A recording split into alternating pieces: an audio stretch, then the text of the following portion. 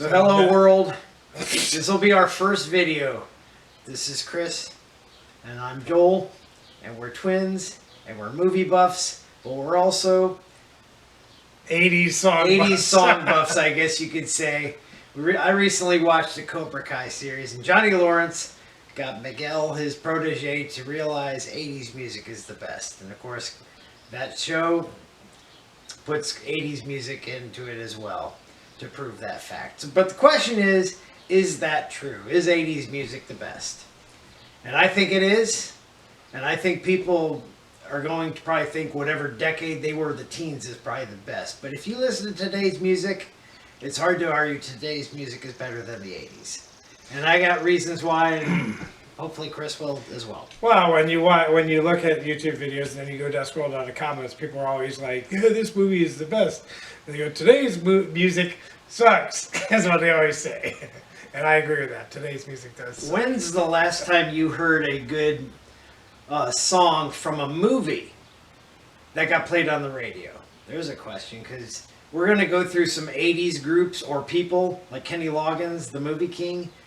And most of his stuff comes from movies from the 80s, and they were good songs. Well, who doesn't know if you listen to radio and suddenly Don't You Forget About Me comes on, everybody knows, hey, that's from The Breakfast Club. But that also brings up another point of why we're doing these videos, is because we're going to do top 10 lists based on some of these artists from the 80s. And if you notice, some of these radio stations will say, we play anything. We just discussed before we turned this video on. They don't. That might be the only song you know from Simple Minds, but they had an album where they released 3 hits called Once Upon a Time. That was the album's title.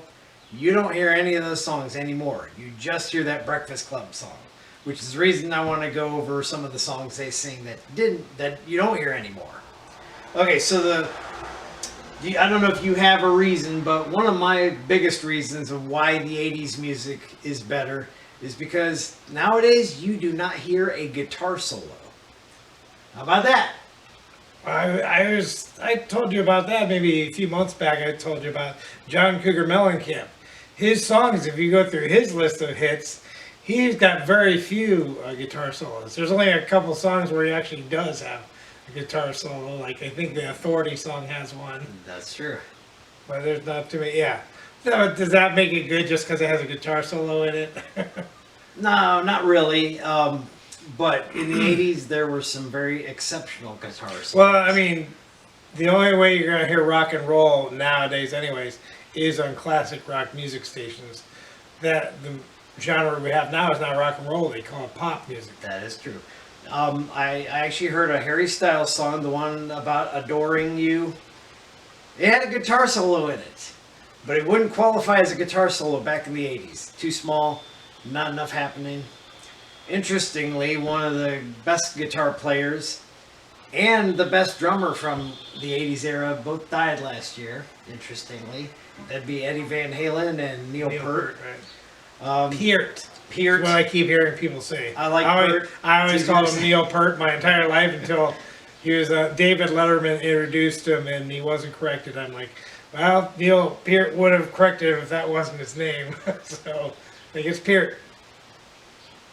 But without a guitar solo, that means you're relying on less instruments. And so today you get a lot of songs where the middle section, which really back then it was an instrument based, it's now words again. Like most of Taylor Swift's songs, she's just singing every single time. It's a new section, more words. Right. And her guitar solos, instead of bridge, that sounds slightly different than the chorus and verses, right?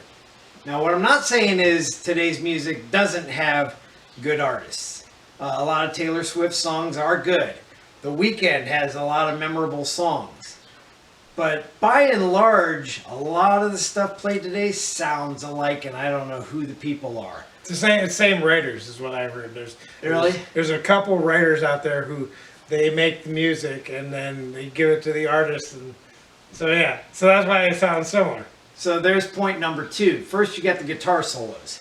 Secondly, back in the 80s, there was a uniqueness to a lot of the groups. You couldn't say who's that unless you didn't know who it was. But a lot of groups did not sound like each other. Just think about Culture Club and Men at Work. Right. Does As they anybody came sound on, like you them? wouldn't mix them up. You wouldn't say, which one's that? Right. It's obvious. George Michael, when he first came out with Wham, nobody acted like him before that. Who else? Madonna. I mean, Madonna. Everybody knows Madonna, but that was because when she came out, she was so different. And just to say this, you're gonna say, well, hey, you're including a lot of groups that started in the 70s. I know we're gonna have people in the comments say that group's from the 70s. We're gonna be including a lot of groups from the 70s probably and the 90s, but They had they hits had in a the lot 80s. of good hits during the 80s, which qualifies them. The Eagles had maybe 2 hits in the 80s. Most of their stuff comes from the 70s, but I'm going to include them because they had a hit in the 80s. Yeah, Eagles they're. I don't know. Maybe they'd be one of the first bands who actually changed genres. They started out as a country band, Take It Easy Yes. and Lion Eyes, and then they went into like Hotel California, Already Gone, kind of a rock. In fact, at one point they were probably doing both Correct. at their concert. I think they had. I watched a documentary on the Eagles, and Glenn Frey was more country, but he played, or was it the other way around? Glenn Frey was one of the guys that did the guitar, and the other guy that was on there. And whatever kind of music that Glenn Frey did, he did the guitar parts for the other genre, and same vice versa for the other guitarist, which I can't remember which one it was. Yes. And since you mentioned the Eagles, that'd be the second instrument I want to cover. Is aside from guitar solos, there was some really good drummers during the 80s. Now, again, Don Henley was a drummer for the Eagles, which was the 70s. But again, just because he started making his own solo stuff in the 80s doesn't mean he stopped drumming, I would assume. And then you also have Phil Collins, who was the drummer for Genesis, and then he started going solo, as well as Genesis, back and forth every other year. He still played drums, and he was probably to me, the second best drummer after Neil Peart, and that's only because he was singing at the same time. Neil Peart, Peart didn't sing. As far as I know, he didn't sing. No, I don't. He might have. Who knows? I don't know who said. Well, like Subdivisions, that was. that him? I think don't that was know. Alex Lifeson. Yes. Because I've seen a video, the live concerts where it looked like he was singing that part. So Or the rap middle in Roll the Bones. I don't Maybe know. that was Neil Peart. Yeah, maybe he rapped. Okay, so, and by the way, because I mentioned that, you'll know that there's a lot of these people from the 80s who were very popular. They're dead. And there's a lot of them. Just off the top of my head, I could probably think of 5 off the bat. You got Prince, Whitney Houston, Michael Jackson, George Michael. I mean, that's 4, but yeah, Neil Peart, I just said. Eddie Van Halen, he wasn't a singer, but really popular back then. Gone. Let's go through the music again. Yeah, speaking of Eddie Van Halen, I read somewhere that he was asked what it feels like to be the best guitarist in the world, and Eddie Van Halen said, "Ask Alex Lifeson." I don't know if you ever heard that. I think I've heard that. Yeah, so But then again, I heard on the radio. yeah, somebody thought- we're big Rush fans, and we played drums in Yes. high school. So We both played drums. Chris taught himself guitar, so he knows a little bit about guitar. a lot of drummers know other instruments. Like Phil Collins plays drums, and he played it for Genesis.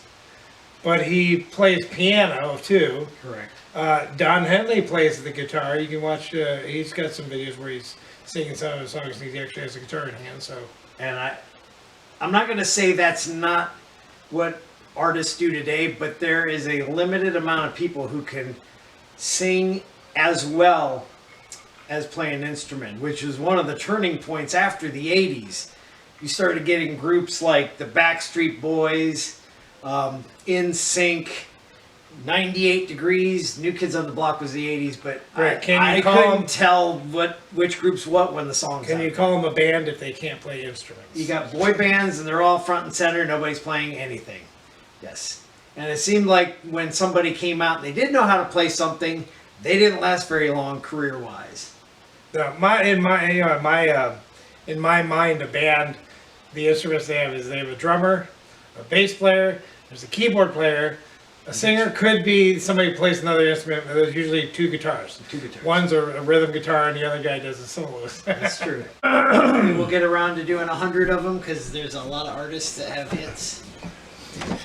All right, so this is a new camera and it cut off on us, so we were talking for another maybe 5 minutes about something. It's not a big deal. I'm sure we'll bring up whatever we talked about in later videos. But right now, we're going to end it and just say, ask you guys, what should we call this thing? We're going to do lots of other stuff after, like top 10, top 10 albums, top 10 songs of artists. Starting next week, we picked our first group we're going to talk about from the 80s. Huey Lewis. He came up with the top 25 list. I actually wanted more than just top 25. Went through over 100 artists from the 80s, getting top 10 hits, and asked him to rank them. He only did 25. So based on that, what we do have, Huey Lewis and the News will be the first group we cover doing the top 10 list.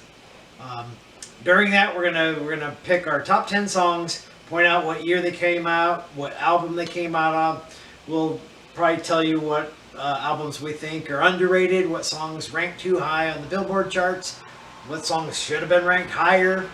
Maybe you have an opinion about that as well. And also point out that 1985 was the best year when it came to music. There's a guy named Professor of Rock on YouTube. He agrees with that as well. My top Huey Lewis song came from 1985. It's probably not going to be hard to figure out what that was because I think there was only one. All right, and I don't know what I said this for when I stopped taping. I said this. Huey Lewis album "Sports" was my first album that I personally bought with my own money. Mine was The Police, Synchronicity. Right. So in the comments, if you have a suggestion of what to call these videos, you can use the fact that they were twins, come from the 80s. Yep, twin talk. I don't know. Just write it down in the comments, and we'll talk to you soon. All right. Bye.